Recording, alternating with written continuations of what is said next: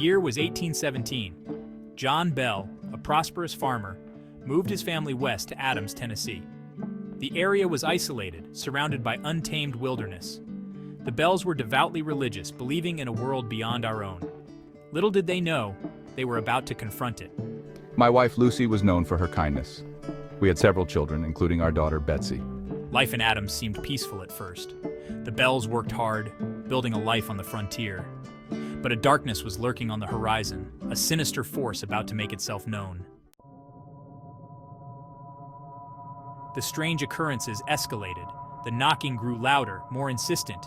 Furniture moved on its own. Invisible hands tugged at the children's clothes. The Bells were terrified, huddling together for comfort. One evening, as the family sat down to dinner, the table began to shake violently. Plates and utensils crashed to the floor. John Bell, a man of reason, was shaken to his core. The entity seemed to target Betsy most of all. One night I awoke to find a grotesque figure hovering over my bed. It had glowing red eyes and a twisted grin. I screamed and it vanished. Desperate for help, the Bells turned to their neighbors. News of the haunting spread like wildfire. People came from miles around to witness the strange phenomena. Some scoffed, others were convinced something evil was at work. The Bells prayed for deliverance, but the entity seemed determined to torment them. The entity remained unseen for a time, but its presence was always felt. A suffocating tension hung in the air. Then, one chilling evening, everything changed. A voice, raspy and filled with malice, echoed through the house. I'm the Bell Witch. The witch's voice was unlike anything the Bells had ever heard. It seemed to emanate from the very walls. The witch spoke of things it shouldn't have known, revealing long-buried family secrets. John Bell, I know your deepest fears, your darkest desires. John began to wither under the relentless assault. His health deteriorated. Betsy, too, was a target of the witch's cruelty.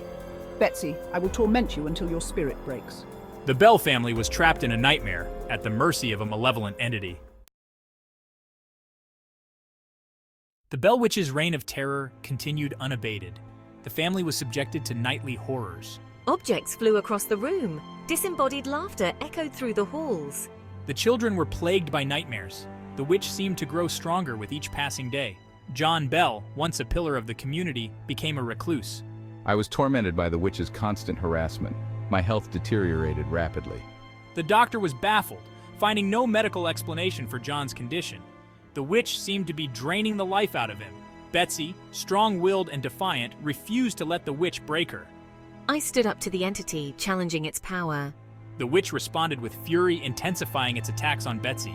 The family lived in a constant state of terror, prisoners in their own home. Word of the Bell Witch spread. People came from all over to witness the strange phenomena. Some claim to have seen the witch, describing it as a hideous creature with glowing red eyes and a twisted grin. Others heard its voice like nails on a chalkboard. Many theories were put forward to explain the haunting.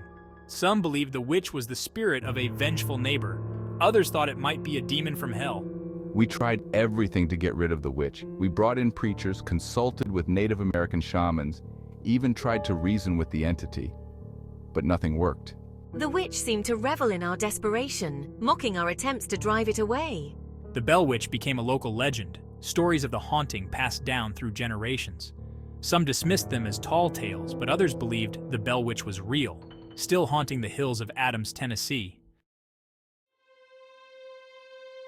John Bell finally succumbed to the witch's torment, dying a slow and agonizing death. The witch, it seemed, had claimed its victim. Even in death we were not free. The witch continued to torment us at John's funeral, disrupting the service with its eerie laughter and taunts. After John's death, the witch's activity lessened, but it never truly left. Betsy Bell eventually married and moved away. But she was said to have been haunted by the witch for the rest of her life.